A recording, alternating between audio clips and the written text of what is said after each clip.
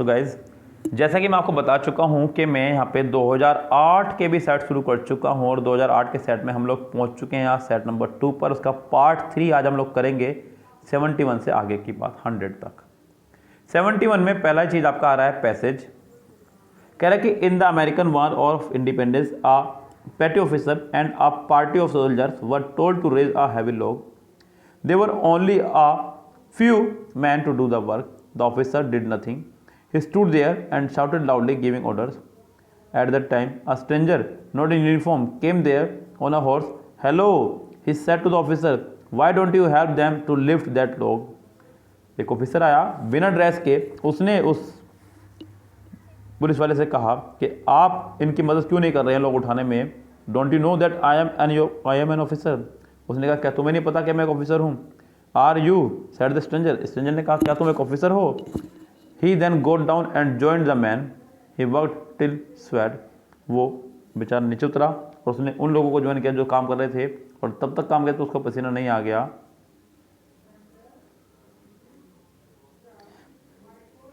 flowed down the face, पसीना से जैसे उतरने लगा।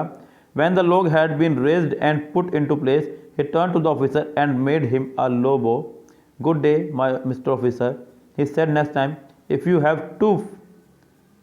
few men for this kind of work, send for me and I shall be happy to help you again. उसने कहा अगर आपको कभी इस तरह की जरूरत पड़े तो मुझे बुलाइएगा, मैं आपकी मदद करने के बाद खुश रहूँगा, यानी खुश होऊंगा। So good day, Mr. Officer. This shows the stranger's dash for the officers. तो यहाँ पे ये क्या चीज़ दर्शा रहा है? तो गैस ये दर्शा रहा है हमारा एक तरह का अफेक्शन, रिस्पेक्ट, अफेक्शन, रिडिक्यूल या फिर कंसर्न। तो गैस यहाँ पे मेरी राय में तो इसका आंसर आपको हो जाएगा एक तरह से मजाक उड़ाना, क्योंकि वो खुद भी एक ऑफिसर ही था जिसने काम करके दिया ये वाला। तो इसका आंसर आपको हो जाएगा secret. He stood there and shouted loudly, giving orders. The officer shouted loudly because क्योंकि वो क्या था, ऑफिसर था। क्या था वो, एक ऑफिसर था। Officer generally shout at soldiers. तो इसका आंसर आपका हो जाएगा A correct. 73 from the passage we learn that the officer did not dash. इस पैसेज से हमें पता चला कि ऑफिसर हेल्प नहीं कर रहा, डिड नॉट डैश नहीं करना चाहता था, लाइक हेल्पिंग हिज सोल्जर्स, अपने सोल्जर्स की वो हेल्प नहीं करना चाहता था, ये कहना चाह रहा है, पसंद नहीं था करना। This passage clearly shows that the stranger dash love to ride horse, didn't consider any job mean, showed respect to officer, like to do his own work. तो 74 का आंसर आपका हो जाएगा B correct. He then got down and joined the man. The stranger joined the man because he had no other work to do. He was interested in this type of work. He had not done his physical exercise that day. He could see the soldier needed help.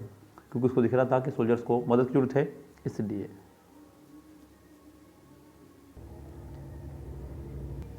Guys passage number 2 देखिएगा।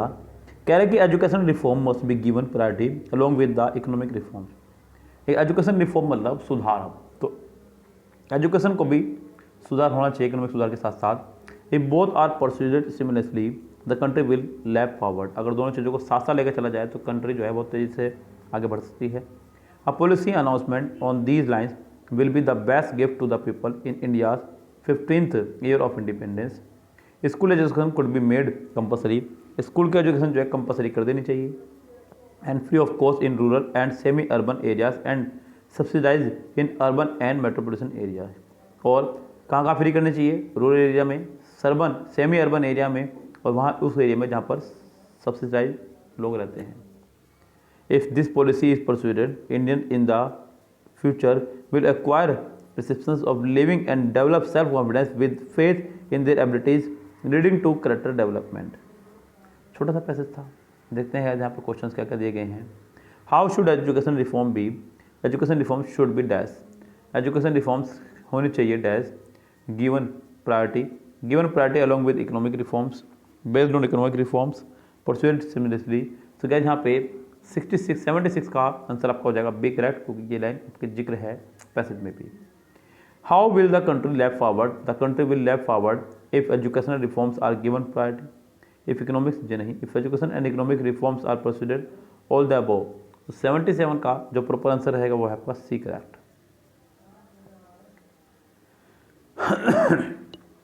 78. A policy announcement on these lines will be the best gift to the people when on India's Independence Day, on India's Republic Day, Teachers Day, 15th year of independence. तो gas 78 का answer आपका हो जाएगा D correct. What are the various announcement to be made? क्या क्या announcement आपके होने चाहिए जो कहना चाह रहा है वो.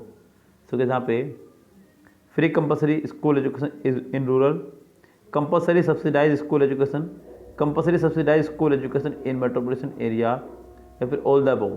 तो गैस 79 का आंसर आपका हो जाएगा all the above, D correct.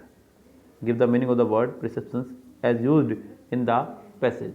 So guys यहाँ पे हमें बताना है कि पैसेज में यूज हुए वर्ड परसेप्शन का मतलब क्या है. तो इसका मतलब है to become aware of something through mind, eyes, etc. यानी कि इसका आंसर आपका हो जाएगा पहला ही करेक्ट. सो गाइस 81 से जो आगे की चीज़ है वो है आपकी वोकेबलरी, जहाँ आपको बेस्ट एक्सप्रेस यानी कि सिनोनिम्स ढूंढना है. मैं आपको यहाँ पे पर वर्ड का मीनिंग बताता चला जाऊँगा, ऑप्शंस की भी मीनिंग बताऊँगा, आप लोग यहाँ पे मीनिंग देने की कोशिश कीजिएगा. आंसर पहला वर्ड है अडल्ट्रेशन. जो यहाँ पे पहला वर्ड है आज का वो है अडल्ट्रेशन यानी कि प्रशंसा करना. सो नॉट अडल्ट्रेशन, एडुलेशंस, प्रशंसा करना. प्रेज, अफेक्शन, एम्बिशन या चैरिटी. प्रेज माने प्रशंसा, अफेक्शन यानी कि लगाव, एम्बिशन यानी कि अभिलाषा, चैरिटी यानी कि दान. तो इसका आंसर आपका हो जाएगा पहला ही करेक्ट. अगला वर्ड है मिटिगेट, कम करना.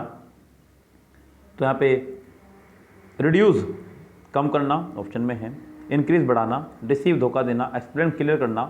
तो यहाँ पे आंसर हो जाएगा इसका पहला ही करेक्ट. अगला वर्ड है आपका इनइब्रिएटेड. वर्ड जो है नशे में होना. एस्थेटिक, नॉट एस्थेटिक, एक्सटेटिक बहुत अधिक खुश. ड्रंक, पिया हुआ होना. हल्क्यूनेटिंग, ये तो वर्ड आपको पता ही होगा गाइस, भ्रामक को चीज़. और इंटेंस यानी कि बहुत तीव्र. तो इसका आंसर आपको हो जाएगा बी करेक्ट. इनएक्सप्लिकेबल, जिसको बयां ना किया जा सके. तो यहाँ पे मिस्टीरियस, रहस्यात्मक. एक्सप्लेनेबल, इनएक्सक्यूजेबल या फिर इनअप्रोप्रिएट. तो 84 का आंसर यहाँ पे हो जाएगा पहला ही करेक्ट, मिस्टीरियस, जिसको बयान ना किया जा सके.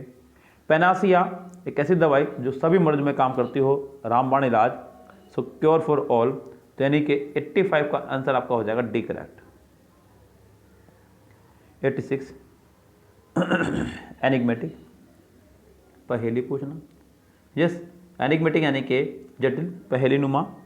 तो डिस्प्लीज, नाखुश. पजलिंग, पहेली नुमा. Learn, short side. तो क्या इसका आंसर आपका हो जाएगा बी ही करेक्ट. अगला वर्ड है आपका ओब्लिवियन. ओब्लिवियन मतलब भुलाए दिए जाने की स्थिति. ऑप्टिमिज्म, ऑप्टिमिज्म आपको पता होगा गाइज, आशावादी. फॉरगेटफुलनेस, भुलक्कड़पन. रिमेम्बरेंस, ध्यान देना. मेमोरी, याद. तो 87 का आंसर आपका हो जाएगा बी करेक्ट. बैरियर यानी कि बाधा. बैरियर यानी कि बाधा. बाउंड्री, ड्रॉबैक, डिफिकल्टी या हैंडीकैप. सो गाइस 88 का आंसर आपका हो जाएगा हैंडीकैप, डी करेक्ट. बार्गेन यानी कि मोल भाव करना यानी कि नेगोशिएशन करना. इसका आंसर आपका हो जाएगा डी करेक्ट. एलियन मतलब दूसरे देश का. नेटिव, लिमिटेड, नेशनल या फॉरेन. तो इसका आंसर आपका हो जाएगा डी करेक्ट. ये गाइस आपके अपोजिट वर्ड होंगे, सिंपल सी बात है. तो पहला वर्ड है कास्टिगेट, जहाँ पर आज का पहला वर्ड दिया गया है. निंदा या आलोचना करना, हमें बताना है इसका अपोजिट. पनिश, दंडित करना. स्कोर, डांटना. प्रेज, प्रशंसा करना. चेस्टाइज, डांटना. तो इसका आंसर आपका हो जाएगा सी करेक्ट. कंपेयर यानी कि तुलना करना. अपोज, किसी के विरोधी होना. कॉन्ट्राडिक्ट, तुलना करना. कॉन्ट्रास्ट. तो क्या इसका आंसर आपका हो जाएगा बी, सी करेक्ट. वर्बोसिटी, अगला वर्ड आपका वर्बोसिटी, फालतू शब्दों का इस्तेमाल. कंडेंसन, छोटी बूंद. ब्रेविटी, संक्षिप्तता. प्रिसिप्शन, सटीकता. समरी. सो 93 का आंसर आपका हो जाएगा यहाँ पे फिलहाल बी करेक्ट. फ्लेक्सिबल मतलब लचकदार. स्टेबल, स्ट्रेचेबल, रिजिड या इलास्टिक. तो 94 का आंसर आपका हो जाएगा रिजिड यानी कि सख्त. इसका आंसर आपका हो जाएगा सी करेक्ट. रिजेक्शन, किसी चीज़ को रिजेक्ट कर देना. यस, इनकार कर देना. डैनियल, एग्रीमेंट, एक्सेप्ट या फिर. हालांकि गाइस यहाँ पे रिजेक्शन से आपका आंसर करेक्ट हो जाएगा सी. एक्सेप्टेंस यानी कि सहमति, हाँ कर देना. तो 95 का आंसर आपका हो जाएगा सी करेक्ट। अगला वर्ड आपका डोरमेंट, DORMANT। डोरमेंट मतलब निष्क्रिय, तो इसका आंसर आपका हो जाएगा अपोजिट, सी करेक्ट, सक्रिय यानी कि एक्टिव। अगला वर्ड आपका ऑब्सक्योर, धुंधला धुंधला दिखाई देना, ग्लोमी मतलब उदास, ऑब्वियस मतलब स्पष्ट, और नोटिसेबल ध्यान देने लायक, क्लियर मतलब स्पष्ट।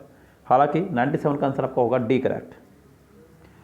अगला वर्ड आपका सेवेज, असभ्य, इनह्यूमन, रूड, सिविलाइज या लिविंग। इनह्यूमन मतलब अमानवीय, रूड मतलब असभ्य ही, सिविलाइज मतलब सभ्य है। इसका आंसर आपको हो जाएगा सी करेक्ट। ऑप्शनल, अगला वर्ड आपका ऑप्शनल यानी कि किसी को आप चाहे तो कर भी सकते हैं चाहे तो नहीं, यानी कि आपके पास ऑप्शन है। लेकिन इलेक्टिव, कंपलसरी, इसका हो जाएगा कंपलसरी यानी करना मजबूरी, तो इसका आंसर आपका हो जाएगा बी करेक्ट। अगला वर्ड आपका वर्चुअस, सद्गुणों वाला, ग्लोरियस, वॉयलेट, इमोरल या वाइस, तो इसका आंसर आपका हो जाएगा सी करेक्ट, इमोरल यानी कि अनैतिक। चलिए जी, सो गाइस ये था आपका यहाँ पे सेट नंबर 2 2008 से, यानी कि आज ये सेट हुआ कंप्लीट। अब मिलते हैं सेट नंबर 3 के साथ में नेक्स्ट वीडियो में। तब तक के लिए लेते हैं आपसे विदा। Good bye, have a nice day.